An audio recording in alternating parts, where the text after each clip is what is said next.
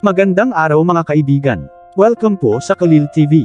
Atin pong tunghayan ang aking kwento na pinamagatang A Surrogate for Billionaire.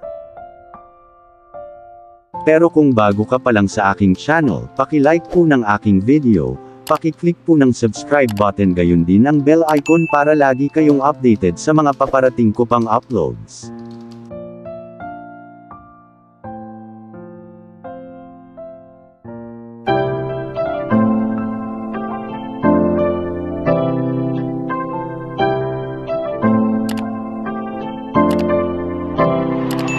Kalil TV. Part 21. Almost 5 months na rin simula nung umalis ako doon. Natakot ako dahil hinahanap ako ni Kent at ayokong mahanap niya ako. Tinawagan ko si Alexa at siya ang nagsabing hinahanap ako ni Kent kung saan-saan na parang baliw. Hindi ko siya maintindihan. May nagawa ba akong mali sa kanya sa pag-alis ko nang wala man lang paalam? Ayokong makilala siya at lalong hindi sa ganitong estado. Napabuntong hininga ako at napatingin sa tiyan ko habang hinahaplos iyon. Mommy, sorry baby. Sorry for making you stay away from daddy. Hindi ko akalain na mabubuntis ako pagkatapos ng gabing iyon. Kung alam kong hindi gumamit ng proteksyon si Kent at gusto kong uminom ng tableta pero dahil sa lahat nakalimutan ko. Pinipilit kong kalimutan ang lahat at bumangon at pumasok sa trabaho. Nagsimula akong magtrabaho sa isang coffee shop at ito ay talagang madali at simple ngunit pagod ako minsan dahil sa pagbubuntis na ito. Mabilis akong bumangon at naligo at nagpalit ng damit at kumain ng almusal. Bigla kong naramdaman ang paggalaw ng baby ko. Hindi sinasadyang napangiti ako dahil nagsimulang gumalaw ang batang ito mula kahapon. Baby, be a good boy, magtatrabaho na si mommy. Mahal na mahal ka ni mommy, hinaplos ang tiyan ko at nagsalita at naging mahinahon na naman siya gaya ng lagi niyang ginagawa. Hindi ko pero mahal ko lang itong munting buhay at hindi man lang ako nakaramdam ng pagsisisi sa pagkakaroon niya. With that umalis na ako sa apartment ko at pumunta sa shop. Hey Amelia, kamusta ka ngayon? Lumapit si Tita Sia at tinanong ako habang nakalagay ang kamay niya sa tiyan ko. Siya ang may-ari ng shop na ito at siya ang nag-aalaga sa akin sa lahat ng oras. Binilhan pa niya ako ng masustansyang pagkain dahil sa baby boy ko. I'm good tita but this little guy is moving now, ngumiti siya at tumango. Hey boy, wag mo nang pakialaman si mommy, okay? Napangiti ako dahil sa sinabi niya. Pagkatapos makipag-usap sa kanya ng ilang sandali ay pumunta ako upang gawin ang mga maliliit na gawain na kailangan kong gawin. Most of the time I stayed without doing anything kasi pinagbawalan nila akong magtrabaho dahil sa pagbubuntis ko. I spent my time in the shop and decided na umuwi ng maaga. Malakas ang ulan diba? Tumingin ulit ako kay Tita Sia at tumango. Madilim na ang langit at bakas na ang malakas na ulan. Amelia, ihahatid na kita sa apartment, sabi niya at agad akong umiling dahil ayoko siyang maabala. Pagod ako at ang sakit ng katawan ko pero ayokong mahirapan siya dahil lagi niya akong tinutulungan. Hindi po. Kaya ko pong mag-isa tita. Pupunta na po ako. Maraming salamat po, niyakap siya at nakangiting tumango sa akin pero nag-aalala pa rin siya. Tawagan mo ako kung may kailangan ka, okay? Tumango ako sa kanya at lumabas na ng shop. Pagsakay ko sa taxi ay bumuhos ang malakas na ulan. Bumuntong hininga ako at tumingin sa labas ng bintana para makita ang ulan pero ang gusto lang isipin ng isip ko ay si Kent. He treated me well and he care about me pero umalis ako. Nagigilty ako pero at the same time nagagalit ako dahil sa ugali niya. May mga babae siya kung saan-saan at ayoko ng ganun. Sinong babae ang gustong ibahagi ang kanyang lalaki sa maraming babae? Napabuntong hininga ako at nakalimutan ko siya nang huminto ang sasakyan. Bumaba ako ng taxi at nakita ko ang isang marangyang sasakyan na huminto sa car park. Again, may ibang lalaki yata si Kathy sa apartment niya. Walang pakialam sa kahit ano ay dahan-dahang naglakad papunta sa apartment ko at pagod na pagod ako. Tumingin ako sa langit at sobrang dilim na pero ang oras ay 6:00 pa lang ng gabi. Binuksan ko ang pinto ng apartment ko at pumasok. Teka, hindi ko ba nilock ang pinto? Amelia, nakalimutan mo na naman. Gusto ko sanang buksan ang ilaw sa loob ng apartment ko pero biglang gumalaw ulit ang baby at napabuntong hininga ako dahil minsan masakit. Nilagay ko ang kamay ko sa tiyan ko at hinaplos ulit dahil gusto kong pakalmahin ang baby ko. Baby, pagod na pagod si mommy. Be a good boy and don't move, okay? Mommy loves you so much. Dahan-dahan akong naglakad at binuksan ang mga ilaw. Pagkabukas ko pa lang ng ilaw ay napuno ng kilabot ang puso ko habang nakatingin sa lalaking nakaupo sa sofa habang nakasandal dito. Kent, paano? Kailan siya dumating? Bakit ka nandito? Napaatras ako ng ilang hakbang dahil sa itsura niya at puno ng galit ang mga mata niya. Tumayo siya mula sa sofa at lumapit sa akin habang nakatingin sa akin, then his eyes fell on my stomach. Hindi. Bakit ako nandito? Hindi ka ba masaya na makita ako? Tinakpan ko ang tiyan ko dahil sa evil smirk niya. Ano ang gagawin niya? Stay away, don't come. Babala ko sa kanya at naging basa ang mata ko. Paano ako nahanap ng lalaking ito? Kanino si baby? Huminto siya ng ilang pulgada ang layo sa akin at nagtanong. Biglang napuno ng takot ang isip ko dahil paano kung ilayo niya sa akin ang baby ko dahil sa galit niya sa akin. My boyfriend, umiwas ako ng tingin at nagsalita. Bigla siyang lumapit sa akin at hinawakan ang babo ko habang pinagmamasdan niya ang mga mata niyang puno ng galit. Talaga, so nasaan siya? Napatingin ako sa kanyang mga mata na puno ng galit at sarcasm. Kinagat ko ang ibabang labi ko at muling umiwas ng tingin sa kanya. Nagtatrabaho siya. Umalis ka na bago pa siya dumating. Pagkasabi ko noon ay tinulak niya ako sa pader at ikinulong ako gamit ang kanyang mga braso. Amelia, sinasabi mo ba sa akin na hinayaan mong pagsamantalahan ka ng ibang lalaki pagkatapos kitang pagsamantalahan? Ganun na ba ako kawalang kwenta? With that he started to kiss my neck while caressing my belly. Biglang gumalaw ulit yung baby at sinubukan kong itulak si Kent palayo pero hindi ko kaya. See, he's happy to feel his daddy. Kumalabog ng husto ang puso ko dahil sa sinabi niya. Daddy, don't talk nonsense, Kent. Please live here. Nasa kanya na ang daddy niya, sa wakas ay nagawa ko na siyang itulak palayo. So you're telling me that this child is not mine, right? Umiwas ako ng tingin sa kanya at tumango. Let's go. Abort it. What the hell? No, how could he? Ask me to abort my child.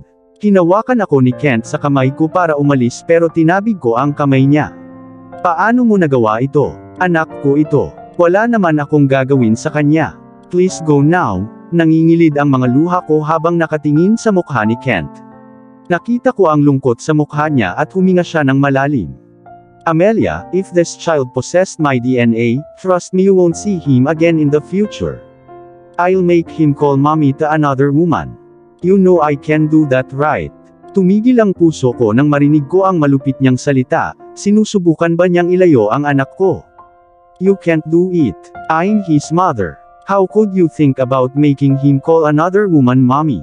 Bastard, tinaas ko ang kamay ko para sampalin siya dahil sa galit ko, pero hinawakan niya ang kamay ko at hinila ako palapit sa kanya. Still denying the fact that the child is mine. Marahan niya akong niyakap at hinalikan sa noo. Hinawakan ko ng mahigpit ang sando niya at sinubsob ang mukha ko sa dibdib niya. Napuno ang ilong ko ng pabango niya and I really love it. Bakit mo ako iniwan, Amelia?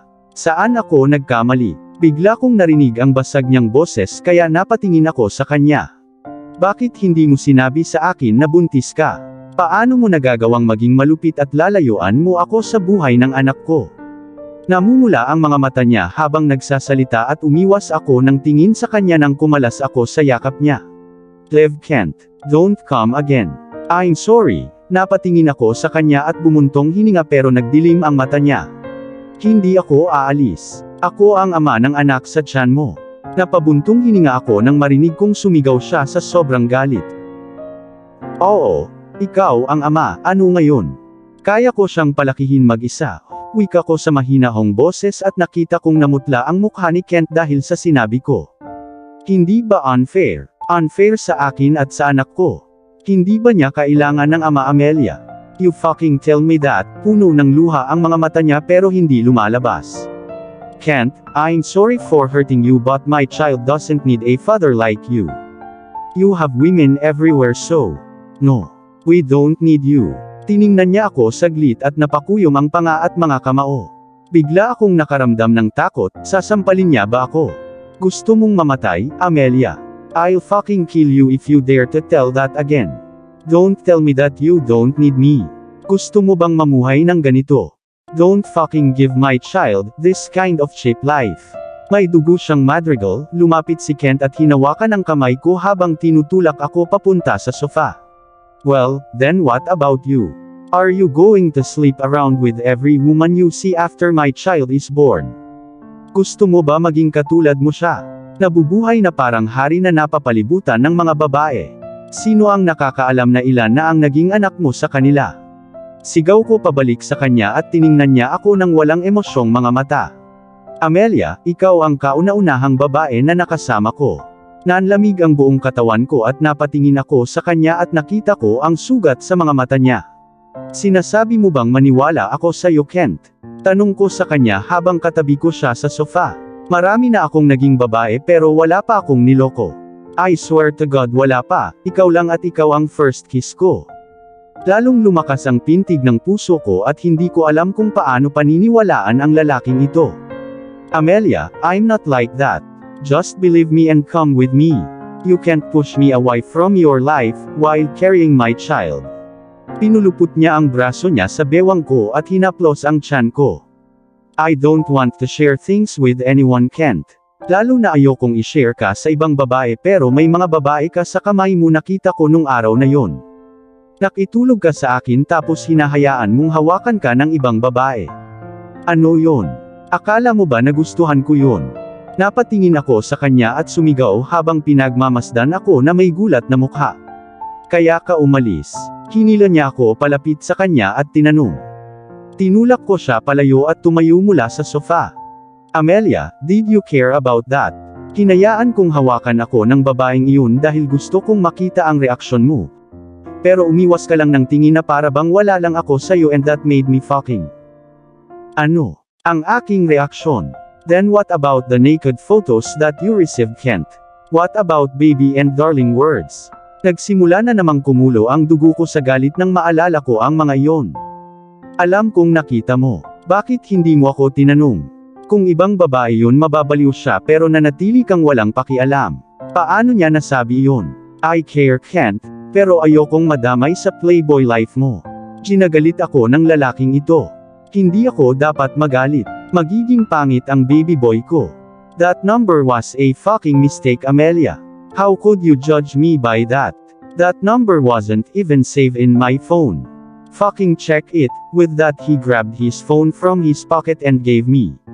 Sa tingin mo ang mga babae ay may number ko. Binigay ko lang ang number ko sa'yo.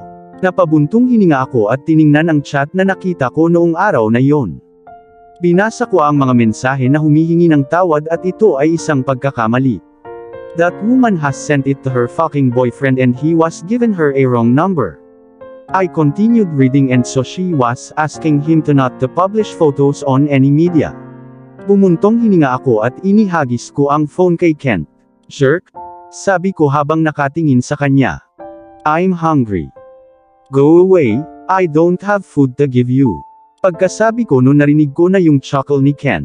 Bakit siya tumatawa? Bakit ka tumatawa? Tanong ko sa kanya at tumingin siya sa akin ng nakangiti. Bakit siya nakangiti? Nakakainis. Mahal mo ako? Tanong niya sa akin habang tumatayo sa sofa. Hindi ko ipaparamdam sa kanya kahit mahal ko siya. Kent, you better leave now or I'll shout that you're going to rape me. Pagkasabi ko noon ay tumawa siya ng malakas.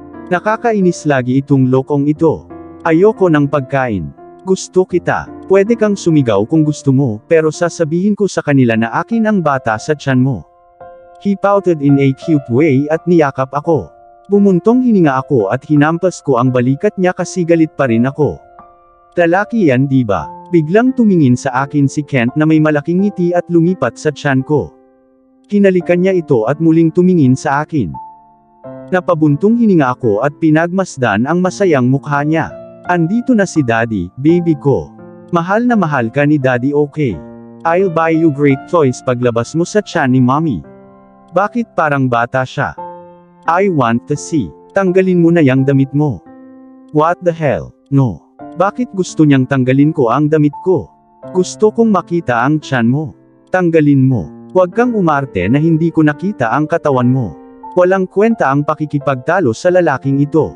Bumuntong hininga ako at pumasok sa kwarto, nagtanggal ako ng damit at kumuha ng shorts at t-shirt pero bago pa ako makapagsuot at makalakad ng kwarto ay nasa kwarto ko na si Kent.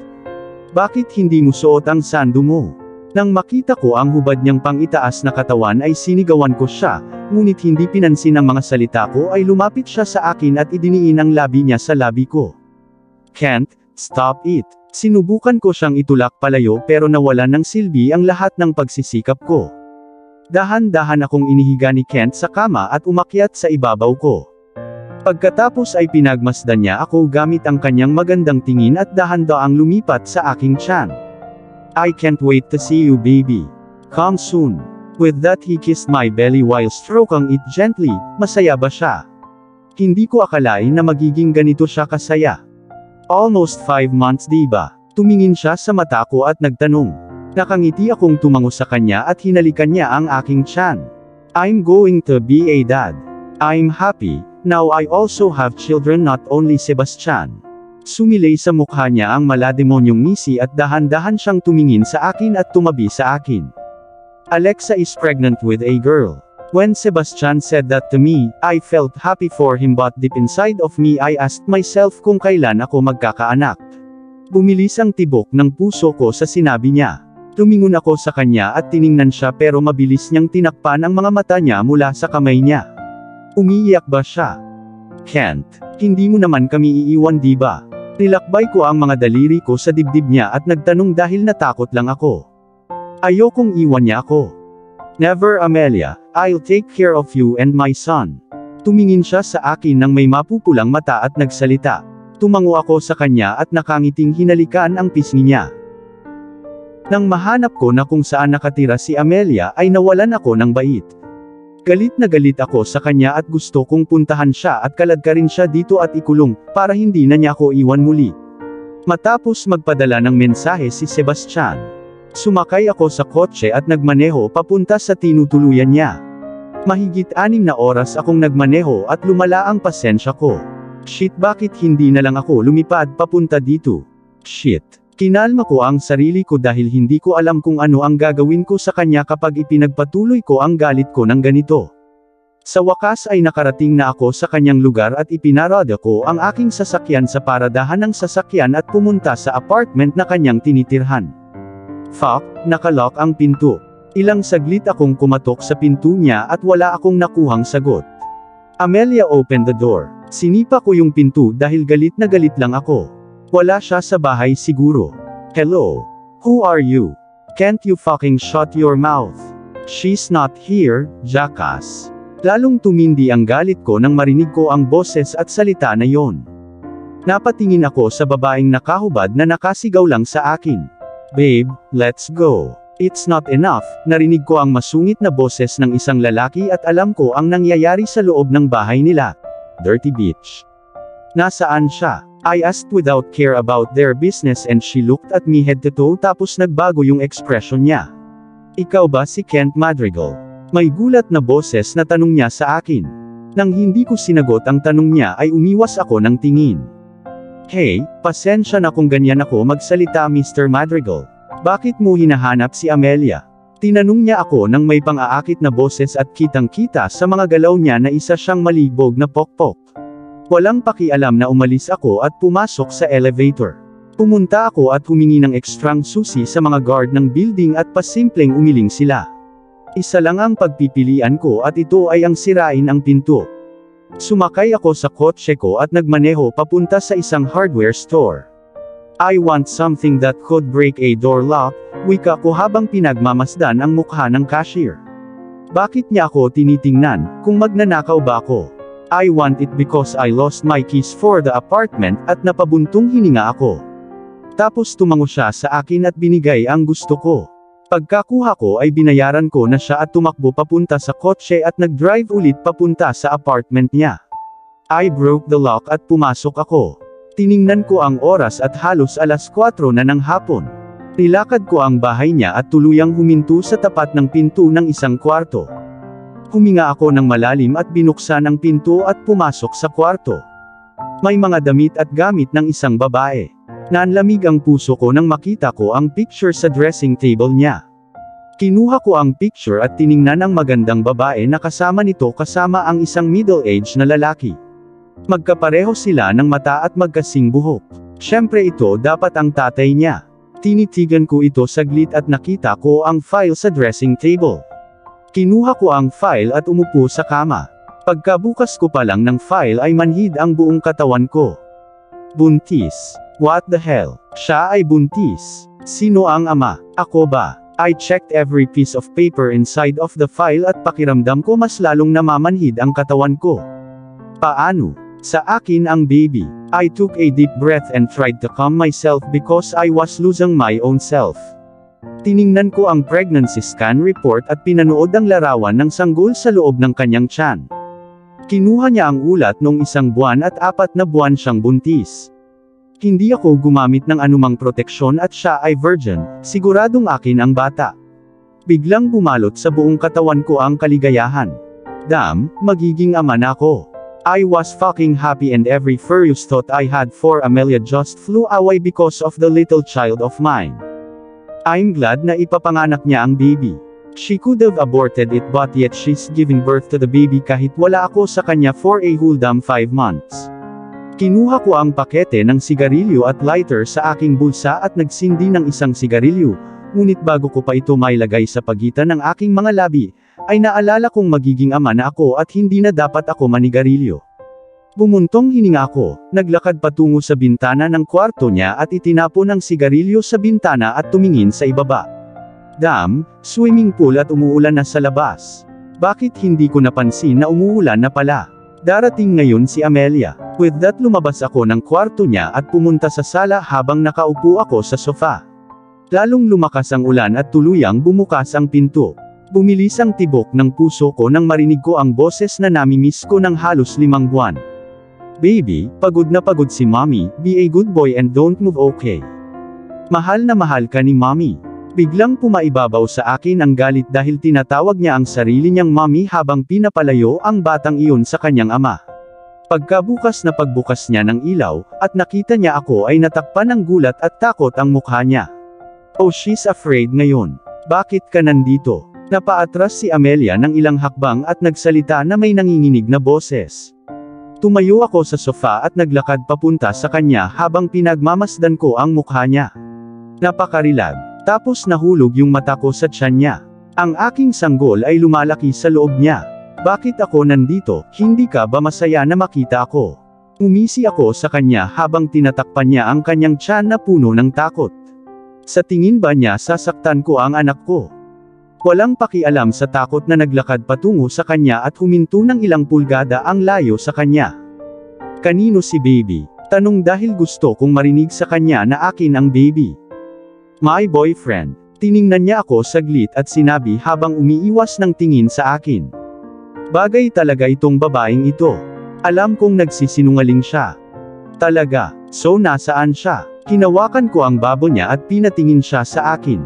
Gusto ko siyang pagtawanan pero naiinis lang ako. Nagtatrabaho siya. Umalis ka na bago siya dumating. Itinulak ko siya sa pader at sinimulang halikan ang leeg niya. Namiss ko ito. Dahan-dahan kong nilagay ang kamay ko sa tiyan niya. Biglang bumilis ang tibok ng puso ko habang hinahaplos ko ang tiyan niya. Wow, gumagalaw na siya. Gumagalaw ang baby ko. Nababalot ng kaligayahan ang puso ko. See, he is happy to feel his daddy, sabi ko sabay halik sa leeg at collarbones ni Amelia. Namiss ko ang mainit na pakiramdam na ito, twice ko lang siya natitikman nung araw na yon. Shit, I missed this. At dito na po, nagtatapos ang part 21 ng ating kwento. Sabay-sabay po natin abangan ang susunod na kabanata. Paki-support rin po ng mga kwentong pag-ibig ni Dion Channel TV na asawa po ni Khalil TV. Maraming salamat po. God bless and stay safe everyone. Shout out po sa ating mga kaibigan na sina Nora Abdul Qadir of Bahrain, Adelita Shirikian of Jerusalem, Israel, Jasmine Ramos of Abu Dhabi UAE, Abun Shoji of Japan, Marivic Barquio of Kuwait, Mary Ann Bakat of Abu Dhabi UAE, Marian Sushon of America, Karen May Plato of Hong Kong, Evain Loha, Fe Cruz, Judy Char, Ana U. Paul, Harna Baduli, Trinda Sotelo of Umingan, Pangasinan. Evangeline Caballero of Kuwait, Maria Renbuentipo of Uniza Al-Qasim KSA. Vianney Sagde of Kuwait, Talon 21 of Hong Kong. Rose Ellen Fernando of Amman. Jennifer Gonzalo of Kuwait, Clement Gabo of Hong Kong. Julieta Tornillo of Kuwait, Simpatica of Singapore. June Gwyneth Igorot Country Sounds of Hong Kong. Evelyn Togonon of Dubai. Kenta Hamamoto. Jean the Best of England. Chris Kenneth Acosta. Teresita Arevalo. Annalisa Jamie of Saudi. Melanie Isidro of France. Nicomeda Atihira. Nitz Reyes of Kuwait. Reyes Family of Kuwait. Alerta Family of Kuwait. Maricel Dela of Hong Kong. Janice Lunhas of Qatar. Honey V of Kuwait. Ella Fame of Kuwait. Yams. Vladimir Casimo. Rex Roy. Pinky Flores. Luz Tua of Israel. Sasi TV. Marisa Remular of Amman. Lupineda of Dubai UAE. Mariz Vialaw of Kuwait. Dolores Martin of Riyadh KSA. Garamilo Serafin of Dubai UAE. EJ Kat of Hong Kong.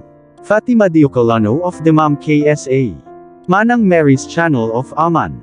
Devora Valdez of Singapore. Marites Bolarga of Taiwan. Floreline Adlawan of Riyadh KSA. Lorena Barbosa of Moscow, Russia. Jolie Madamasila of Israel. Maria Manering of Australia. Nelia Ruiz. Raquel Calao. Bernadette Pia. Rodalyn de la Cruz Tagle. Aditha Capiando.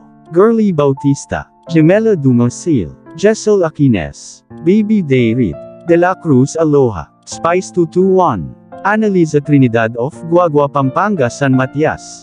Jingjing Roladan. Love Top Secrets. Debbie de la Roca. Shunli Diaries. Cherry Masaglang of Kuwait. Tena Prestoza of KSA. Jane Gupit of Batangas City. Rose Hasmain Fernando of Amman. Connie Maximo of Taiwan. Mars. Fena Veros. Glyceria Salab. Ellen Juanilo. Elsa Maestro. Nelly Galo. Amelita Andaha. Nympha Tolentino. Fiel Daliwan. LV Catalonia. Estrella Taluon. Madol Fuerza. Samar Biang. Reina Roque. Highland Sam Gold. Marizel Varona. Minda Adlawan. Zenaida Bala. Neri Javier. Dory Lynn Besa. Alma 1027. Mari Fidator. Helen Santiago. Cynthia Niva. Lizol Chato. Edita Barrientos. Lena Palail. Alejandro Boncalos. Azumi 12 Gamang. Gemma Pina Florida. Cherry Lorono. Jeff Felgayo. Chris Elda Mausisa. Rodney Santiago. Elizabeth Banutan. Madol Fuerzos. Leonard Brown. Mitch Hernan. Maria Luningning Fabre. Jenny Joy Ruiz. Malo Gakyusana. Anato Kitchen. John Emily. Darkman Ed at Mimi. Rosalinda Gonzaga of Kuwait. Jen Pitao of Qatar. Rodover Magallanes of Hong Kong. Emma Morgan of Kent, Seattle, Washington, USA. Irma Akira. Beverly Ruiz. Madeline Gatan. Evelyn Valera. Cecil Yamamoto. Evelyn Ibanez. Challenges Vlog of Kuwait. Mayu Calamente of Qatar. Rowena Manidol of Saudi Arabia. Max Isard. Adelina Gelorina. Mary Lou Molina. Vilma Sakin. O'Rourke Erme. Gloria Abihiro. Tunog Relaxing. Banduan Lin. Nanita Dagohoy. Rowena Libona. Mary Jane Gono. Lorena Coloma. Pami A. Kamsa. Betty Lulosnum. Josie Borilio. Maraming salamat po sa suporta at ingat po lagi tayong lahat. God bless.